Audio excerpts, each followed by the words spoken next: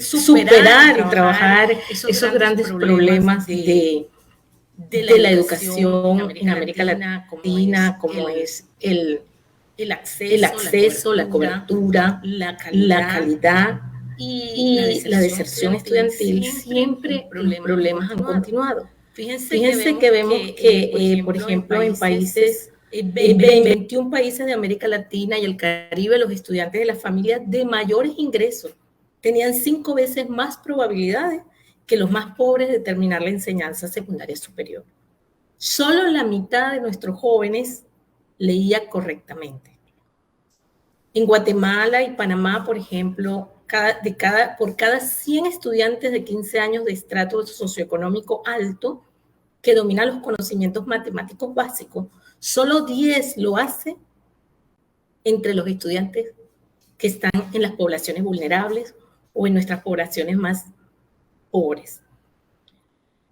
Si hablamos de los pueblos indígenas y las personas, los afrodescendientes, tienen una tasa de rendimiento muy baja y de alfabetización con respecto o en comparación con la población en general. También nos decía la UNESCO que la posibilidad de que los afrodescendientes concluyan la educación secundaria es 14% menor que la de sus pares en países, por ejemplo, que tienen una marcada población, como es Perú, y 24% menor en Uruguay. Colombia está igual, y muchos otros países latinos. Si hablamos de la integración, de lo que es los procesos de integrar a las personas con algún tipo de necesidad especial, vemos que las personas jóvenes con discapacidad tienen en promedio 10% menos de probabilidades de asistir a la escuela que sus pares. Antes de la pandemia, debido a esos aumentos de los índices de pobreza extrema, porque en nuestros países latinos, en los últimos 5 o 10 años, ha aumentado los índices de pobreza extrema y de las desigualdades, y además hay un creciente descontento social. La situación en América Latina estaba en deterioro. Y vemos ese descontento social porque vemos que la América Latina se ha convertido en países donde nuestros jóvenes y los que quizás no somos tan jóvenes hemos estado reclamando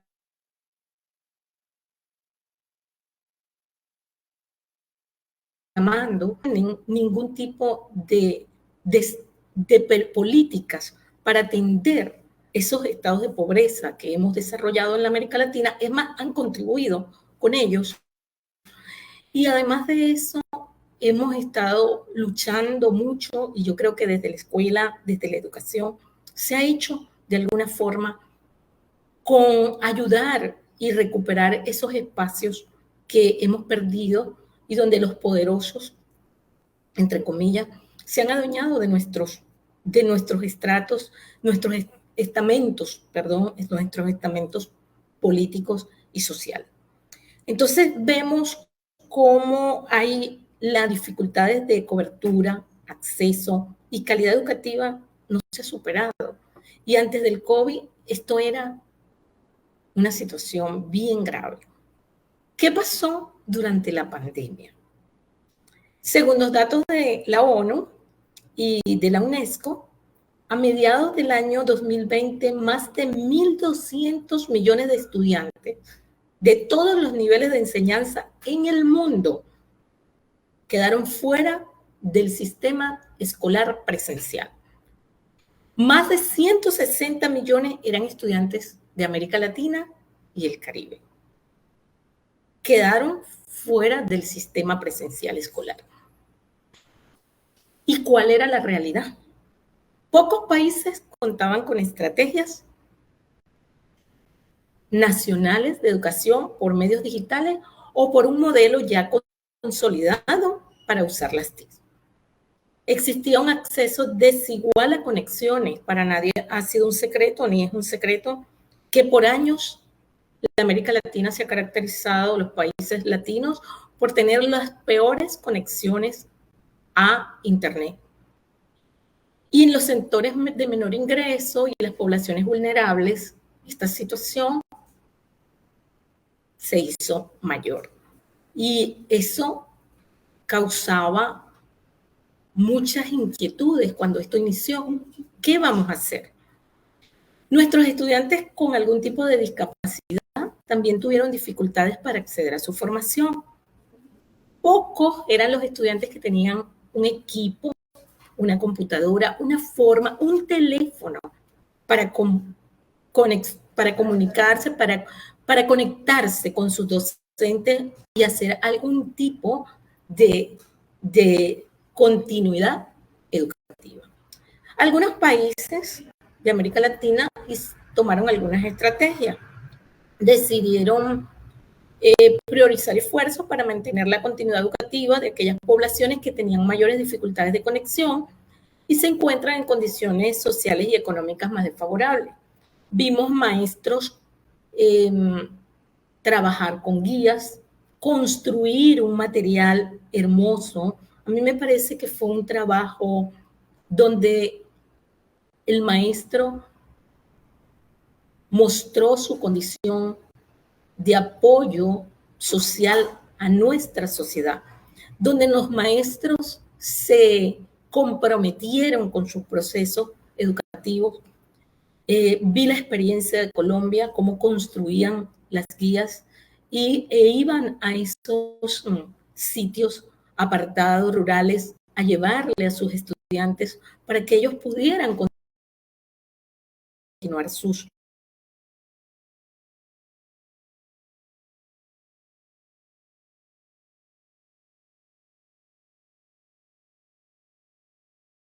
con muchos problemas, sin embargo, también se comprometieron y con lo poquito, sus saldos que tenían en sus teléfonos, con sus teléfonos que tenían, que quizás no eran de última generación, atendieron a sus estudiantes. Terminamos el año escolar. Otras cosas otra estrategia que se dio en algunos países fue que comenzaron a formarse a los docentes en las TIC y para tratar de superar esa brecha digital del docente que el docente tenía. Se priorizaron contenidos del currículo a aprendizajes esenciales. Algo que luego vamos a ver. ¿Qué pasó allí? Esos aprendizajes esenciales. En algunos países se realizaron programas de entregas de equipos de computación para solventar esa situación. Sin embargo, ¿cómo estamos hoy? ¿Qué pasó? Se hicieron muchas cosas, pero ¿qué pasó? ¿Cómo estamos? ¿Qué pasó después de la pandemia? ¿Cómo estamos? Leía en estos días a Di Gropello, que es quien coordina todo lo que tiene que ver con las pruebas PISA, y él decía que lo tomé así textual y lo quiero leer, hay dos factores muy problemáticos en América Latina. Ya antes de la crisis, la región enfrentaba una crisis educativa con muy altos niveles de pobreza, de aprendizaje e inequidades persistentes. Y en segundo lugar, el nivel de conectividad, que si bien es superior al de las otras regiones, está por debajo de la media. Este señor en una entrevista que le hizo El País, España, decía que había un rezago académico muy grande en los países de América Latina y que los gobiernos debían centrarse en formar y recuperar la formación de los docentes y que porque los docentes debían terminar de desarrollar sus competencias digitales y además hablaba de que los países latinos ahora estaban más pobres porque económicamente la pandemia golpeó el ingreso bruto, el PIB de los países latinos y que ahora iba a ser más difícil la inversión en educación. Pensando en eso, yo decía, ¿qué vamos a hacer los educadores? ¿Qué vamos a hacer? Porque ¿será que es suficiente que nosotros, que el desafío, que los retos que nos dejó la pandemia se centren solo en que los docentes desarrollen sus competencias digitales, en la deserción, evitar la deserción estudiantil, en que nuestras instituciones educativas logren llegar y tener una infraestructura y equipos de alta tecnología? Y en esa reflexión y en esa mirada hacia atrás para ver lo que hemos vivido, lo que nos han dado y cuánto compromiso nosotros como docentes tenemos y la escuela, me imaginé que no era así.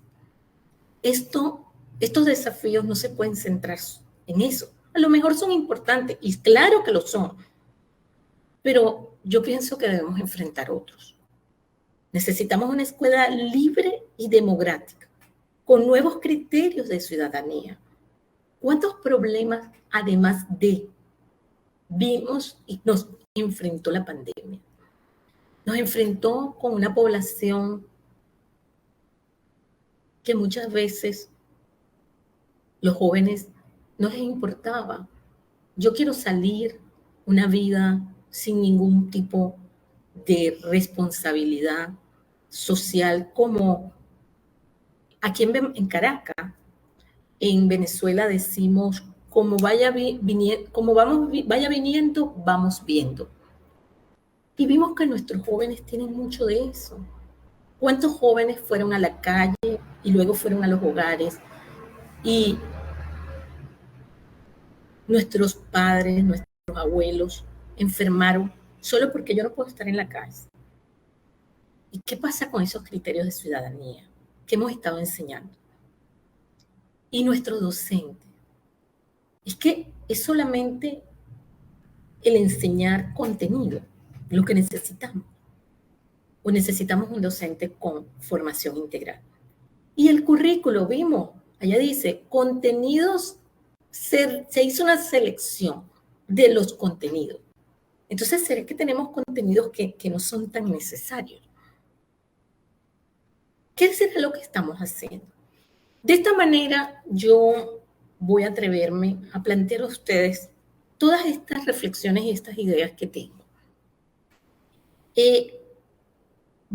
Yo lo llamé, el regreso lo llamé el reencuentro.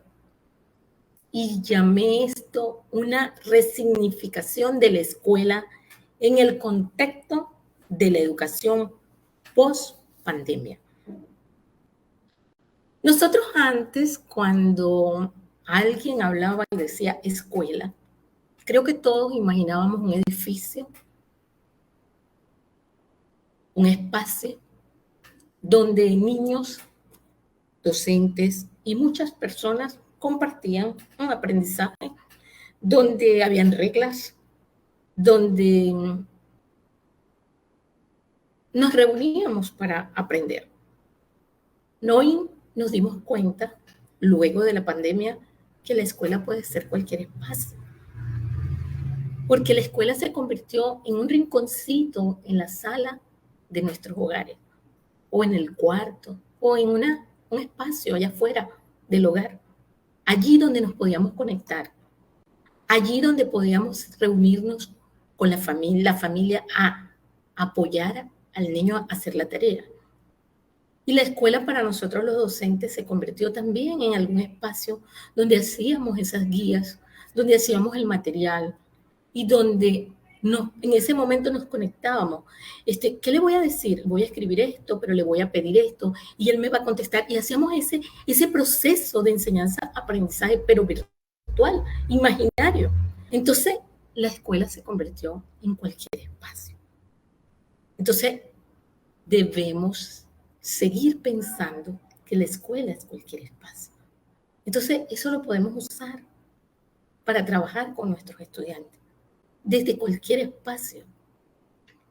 En ese reencuentro es necesario que resignifiquemos la escuela más allá de ese edificio o local. Es importante que creamos en una escuela que atiende a quienes más necesitan. No es suficiente que atienda al estudiante que es aventajado. No es suficiente que atienda solo las preguntas que yo me sé como docente. Es importante que atienda todas las preguntas que el niño me hace.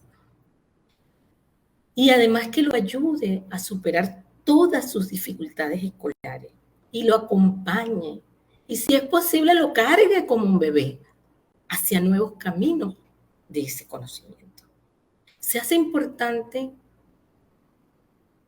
que la escuela sea un lugar de libertad.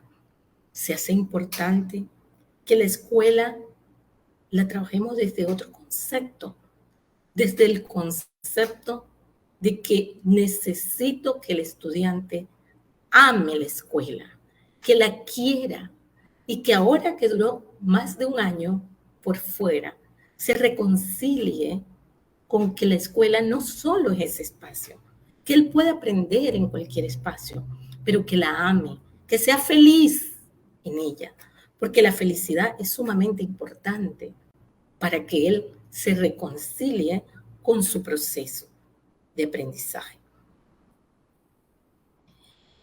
Nosotros, aunque nos cueste, nos duele a veces decirlo, a veces la escuela se ha convertido en un lugar donde se practican conductas que luego queremos ver, que no queremos ver, perdón, en nuestros estudiantes, que no queremos ver en nuestros ciudadanos, la nueva ciudadanía. Pero en la escuela a veces trabajamos el individualismo y la competencia entre pares. Sabato lo cita una persona muy estudioso, es una persona muy estudiosa de la educación. Es Pérez Esclarín, a lo mejor lo han escuchado hablar, trabaja con las escuelas Fe y Alegría. Y a mí me gusta mucho cómo él trabaja y plantea todo este proceso educativo. Y nos cita allí a Sabato y dice que expresa que la escuela inspira en el estudiante la competencia, la victoria sobre sus compañeros y el más enfático individualismo. Ser el primero, el ganador.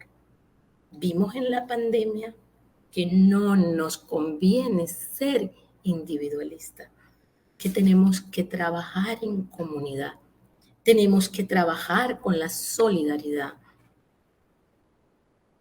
Por lo tanto, tenemos que cambiar esos conceptos en la escuela. La escuela tiene que ser un lugar de libertad, de cooperación, de solidaridad para todos.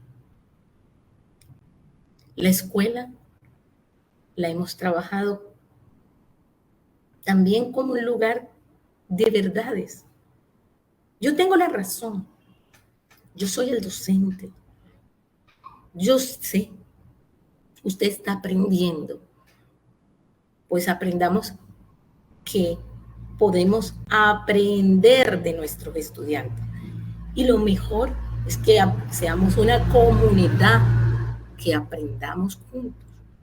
Entonces, para la nueva escuela del reencuentro, las verdades no deben existir. Debe ser un espacio democrático y libre, donde el poder esté descentralizado, donde se practique la solidaridad y se deje atrás el individualismo y la competencia. Cualquier espacio que se reconozca como aprendizaje, como de aprendizaje en la escuela. Y me voy a permitir leerles algo que me impacta y me impactó mucho. Es una historia de Leonardo Boff y se llama El águila que se convirtió en gallina. Un campesino alemán agarró un pichón de águila, lo llevó a su casa y lo crió con sus gallinas. El águila empezó a crecer como gallina, a actuar como gallina, de modo que parecía una auténtica gallina.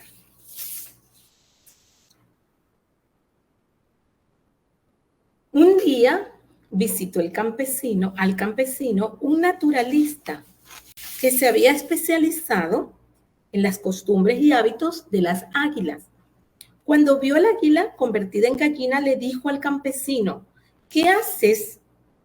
¿Qué hace en tu corral esa águila, que nació para volar en las alturas y erguirse sobre las montañas, picoteando la tierra y escarbando basuras como una vulgar gallina? Ya no es águila, contestó el campesino, y no sabe volar. Nació águila, pero la crié como gallina y se transformó en gallina. El naturalista miró fijamente al campesino y le dijo con fuerza y compasión: no vuela ahora, pero ella tiene dentro del pecho y en los ojos la dirección del sol y el llamado de las alturas. Ya verás cómo ella es capaz de volar. Una mañana, el campesino y el naturalista salieron muy temprano rumbo a la montaña. Llevaban consigo al águila convertida en gallina. Cuando llegaron a la cumbre, el sol nacía. Entonces el naturalista agarró con firmeza al animal, dirigió sus ojos en dirección al sol y lo lanzó a lo alto. El águila convertida en gallina empezó a agitar sus alas con dificultad, pero sintió enseguida el llamado apasionante de las alturas. Despertó en su corazón su ser de águila y se fue perdiendo en un vuelo pleno y cada vez más firme y seguro en el azul infinito del cielo. ¿Qué necesitamos? Necesitamos una escuela que despierte el águila que cada estudiante o cada niño que asiste lleva dentro. Una escuela que le ayude a emprender ese vuelo de la libertad. Y creo que es un compromiso que tenemos los docentes con cada uno de nuestros estudiantes en nuestros países latinos. Es un compromiso que tenemos. Otro escenario que me planteo en esta reflexión es la resignificación del docente. Es importante que luego de lo que vivimos en todo el escenario de la pandemia, trabajemos la educación como un proceso de interacción de grupos, con que tenemos intereses comunes y que estamos allí interactuando, aprendiendo, compartiendo conocimientos. Entonces, se hace importante resignificar esa condición humana que el docente tiene de sus estudiantes y el estudiante tiene de su docente y de la sociedad en general. Porque dependiendo de esa connotación humana que yo tenga, cómo conciba yo mi estudiante, voy a plantear mi proceso de enseñanza-aprendizaje. Y dependiendo de esa connotación que él tenga, el estudiante que tenga de la sociedad y de mí como docente, él va a aprender. Entonces, en el reencuentro necesitamos trabajar una connotación de nuestro estudiante como persona. Hay una autora, la profesora Hurtado, que plantea desde la integración de la comprensión holística que la persona debe ser la connotación que usemos en la integralidad y en la connotación humana que tengamos de las demás personas. Y eso nos va a alejar de considerar a las personas como individuos, clientes, sujetos, a los médicos ¿Cuál es la connotación que hacen los médicos de quienes llegamos a consultar? De paciente. Ahora busquemos qué significa paciente. Y son connotaciones que en el fondo son discriminativas porque yo, mediante esa connotación, reflejo que esa persona tiene faltas que yo voy a cubrir. Entonces, nosotros como docentes debemos reconocer a nuestro estudiante como una persona. Y cuando eso suceda en la educación, no habrá diferencias. Quienes somos afrodescendientes o quienes somos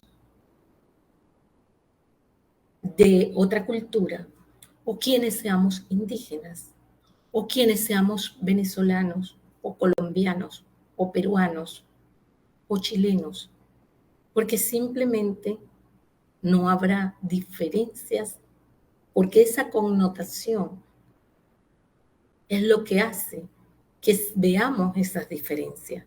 No habrá diferencias en los aspectos sociales, ni nacionalidad, ni edad, ni género,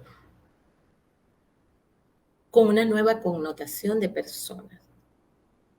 Y connotar a la persona significa reconocer que ella es una, que no puede dividirse, que es única porque es diferente a las demás, pero a la vez es universal porque tenemos características que son comunes y que nos identifican en nuestra condición humana. Todos los que estamos en este espacio. Entonces, en el reencuentro es necesario reconocer al docente como una persona integral y única, capaz mediante sus dimensiones de reconocer al estudiante como una persona única y universal, a quien debe guiar en el desarrollo de sus dimensiones durante su proceso continuo de vida. Porque aprendemos en un continuum de la vida. Siempre estamos aprendiendo. Y nosotros como docentes ya no consideraremos que nuestro estudiante no sabe nada y que yo lo sé todo, sino que él tiene un aprendizaje y un conocimiento de acuerdo a su momento en la vida. Y de ahí voy a entender su antropología y su trascendencia.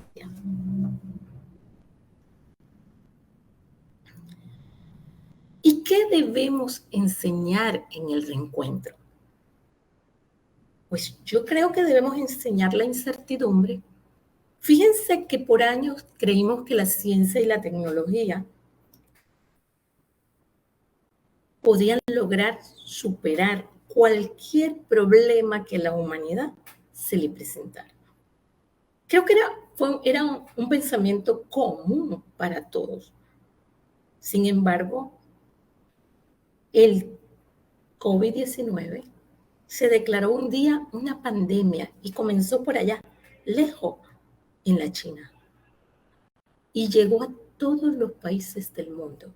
Y la ciencia y la tecnología duró años, un año, meses, para dar respuesta. Y todavía están allí las respuestas, pero no sabemos si van a ser las que nos vamos a, con las que vamos a terminar esto. Entonces vemos como el futuro es cambiante y la incertidumbre es lo más seguro que tenemos. Y debemos trabajar la incertidumbre en nuestra nueva sociedad. Enseñar a nuestros estudiantes sobre ese proceso de la incertidumbre. Y eso incluye algo bien importante en nuestros países latinos, que tiene que ver con las políticas y las acciones colectivas. En nuestros países latinos es muy común escuchar: yo no soy político, los políticos que se encarguen de eso. Pero resulta que la vida, la realidad de América Latina nos ha dicho que tenemos que entender la política, que tenemos que enseñarle a nuestros estudiantes que la vida no es eso que ellos creen, el consumismo, el ir, venir, el no tener responsabilidades de ningún tipo. Que hay una política y hay unos cambios sociales, económicos y de país que necesitamos. Y que esas acciones colectivas nos pertenecen a nosotros. Y que solo lo tenemos que hacer, solo lo podemos hacer nosotros. No va a venir nadie a solucionarlo. Pero no lo hemos enseñado. Ya no podemos seguir concibiendo la política como ese proceso de aprovecharse uno de otros, como ese proceso donde yo lo que voy es a ver para ganar dinero y a ser deshonesto. No, la política como ese medio para unirnos en acciones colectivas y reclamar nuestros derechos y también cumplir nuestros deberes y terminar de trabajar esa nueva ciudadanía que necesitamos. También necesitamos en esa incertidumbre ver el cuidado de la salud y el bienestar. Y tenemos ahí una dimensión que es la dimensión biofisiológica. Nos dimos cuenta en un año de confinamiento cómo a veces hemos descuidado nuestra salud y nuestro bienestar. Cómo no le dábamos valor a cuidarnos, a preparar nuestro cuerpo contra cualquier circunstancia. Y eso incluye el alejarnos del consumo de sustancias y del consumo de muchos alimentos que a la larga no son adecuados para nuestro organismo. Entonces, fíjense, porque forma parte de concebir a la persona desde esa integralidad donde no solo le voy a dar y le voy a enseñar contenidos, sino le voy a enseñar a ser ciudadano, a cuidarse él, a cuidar a sus semejantes, a ser solidario, porque es lo único que nos va a llevar a una nueva sociedad. Pero también vamos a enseñar y queda el aprendizaje. ¿Qué vamos a enseñar? ¿Cómo lo vamos a hacer? ¿Y en qué época estamos? Después del año de la pandemia, ahora hasta nuestros estudiantes son más ágiles en el manejo de las redes sociales, de toda esa información que llega y estamos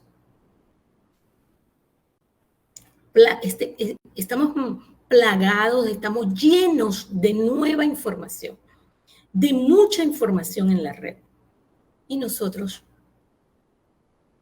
creemos que vamos a seguir enseñando a nuestros estudiantes contenidos obsoletos y aburridos y con prácticas educativas tradicionales.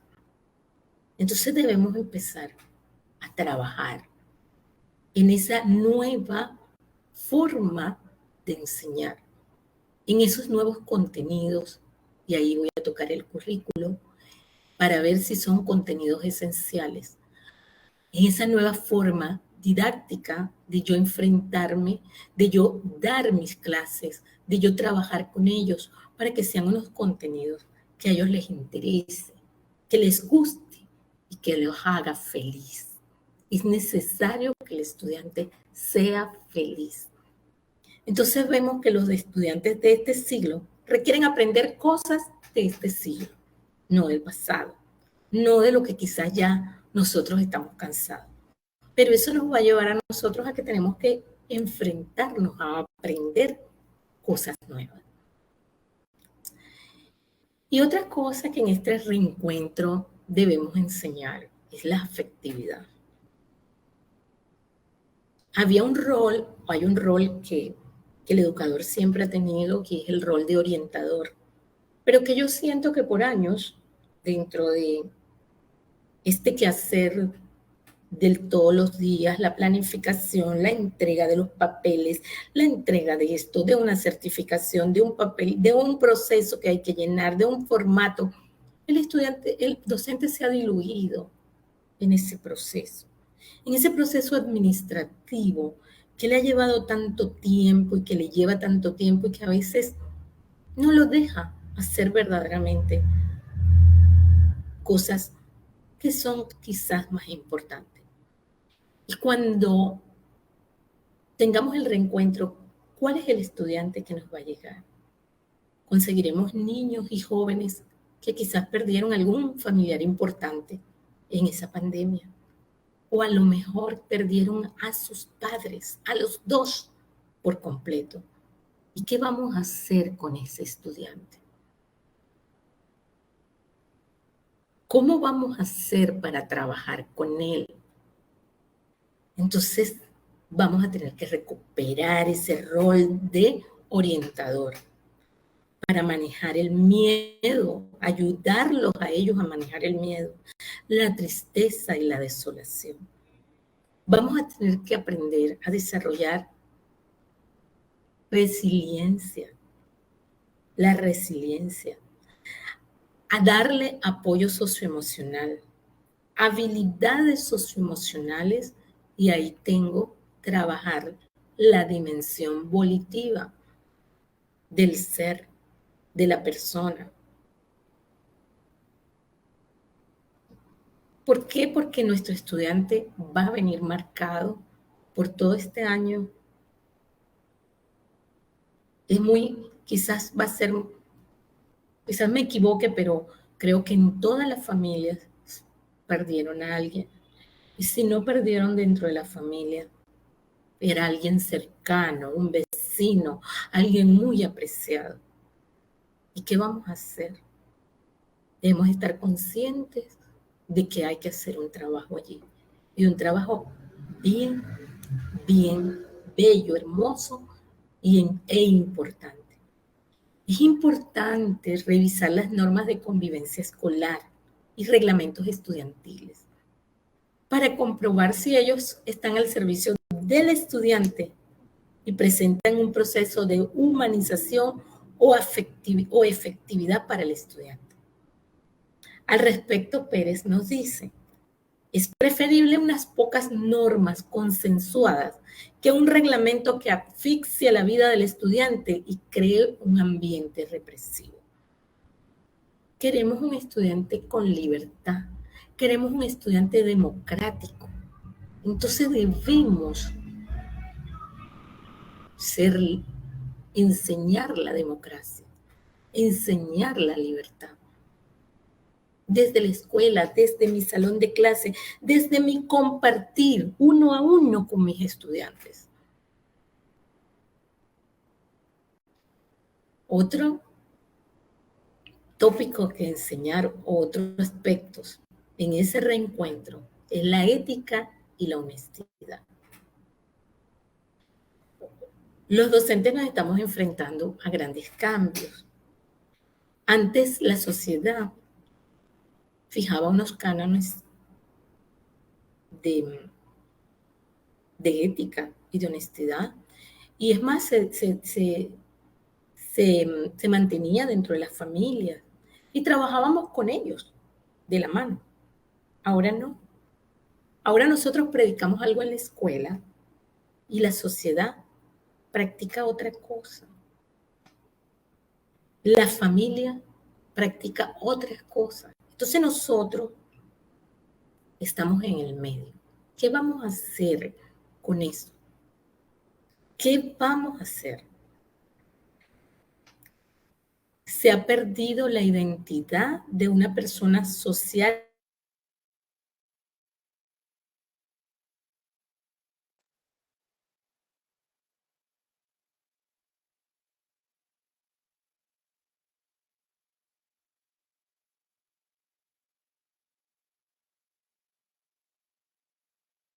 En ayuda, lo que les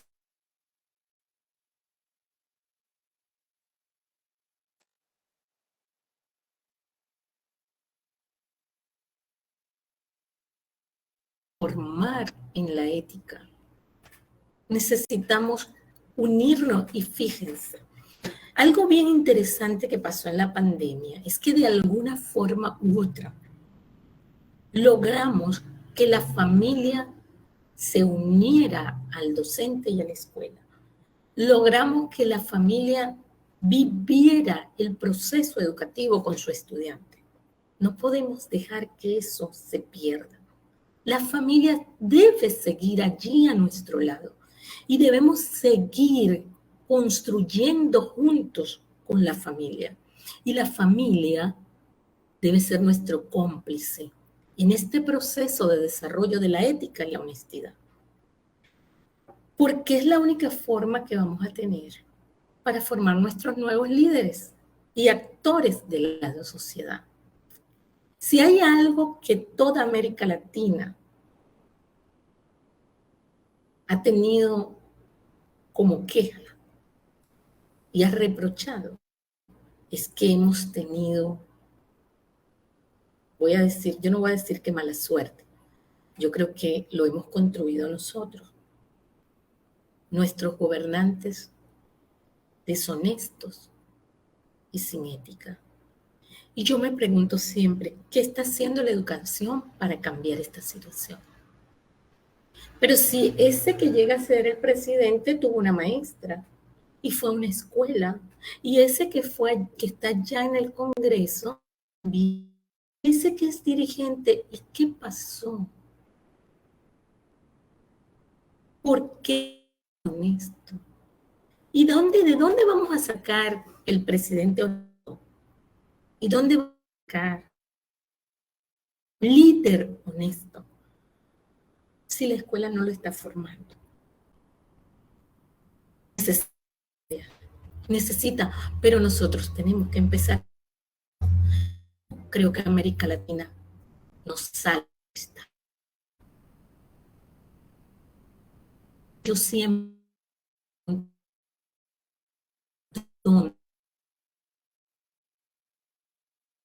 formar, y formar significa muchas cosas. Y formar la ética y la honestidad significa trabajar con ellos en ese proceso. Y yo, docente, modelo. Y la familia modela. Y la sociedad debe ser modelo. Pero estamos en una sociedad donde todo es válido. Y por eso es que nos enfrentamos a todos estos procesos políticos que nos han llevado al sitio donde está América Latina, de pobreza y desigualdades. Y no podemos seguir quejándonos si no estamos formándolos. Y eso es trabajar la dimensión ética en la búsqueda de un bien común para la sociedad dentro de la escuela, donde se relaciona y se convive con cánones de justicia, solidaridad y realización. La escuela modelo. Al respecto, este autor que trabaja las dimensiones de la integralidad en la persona, plantea que en esta dimensión la persona da sentido a la vida, los valores, busca la realización mediante vivencias basadas en valores adquiridos por tradición, familia o contexto. Por eso, el momento de que las familias permanezcan al lado nuestro en las escuelas es este. No podemos permitir que el reencuentro las aleje nuevamente de la escuela. El currículo emergente. Eso es otra cosa que necesitamos. Según Schleicher, tenemos un sistema educativo formando profesionales para un mundo que ya no existe. Y no para el mundo que estamos viendo emerger. Es duro para los padres aceptar que el mundo de nuestros hijos es diferente a la imagen que tenemos del nuestro. Pero en eso consiste la educación, en preparar a los estudiantes para el futuro, no para nuestro pasado. Desarrollar una escuela libre y democrática, con un docente formado y actuando desde la integralidad, con afecto y solidaridad. Solo eso nos va a llevar a garantizar una educación inclusiva y equitativa. Y promover aprendizaje de vida, no de contenidos, porque vimos en la pandemia que más que contenidos necesitamos aprendizajes de vida en nuestros estudiantes.